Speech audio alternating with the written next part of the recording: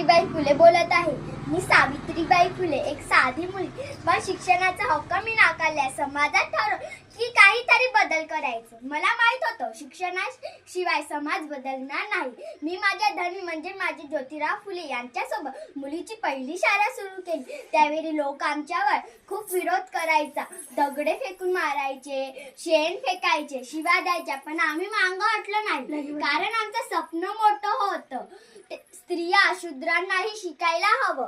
आज मी एवढंच सांगते, तुमच्या घरातील मुलं आणि मुलींना शिकवा. शिक्षण हेच खरे स्वातंत्र्याचा शत्रू आहे. जात धर्म भेदभाव सोडा आणि माणुसकीला महत्त्व द्या. चला आपण सारे जण मिळून अंधश्रद्धा, अन्याय आणि अन्यायाला हरवू. शिका, संघटित व्हा आणि संघर्ष करा. या शब्दातून मी माझं जीवन जगले. एवढे बोलून मी माझे 2 शब्द संपवितो. धन्यवाद. नमस्कार.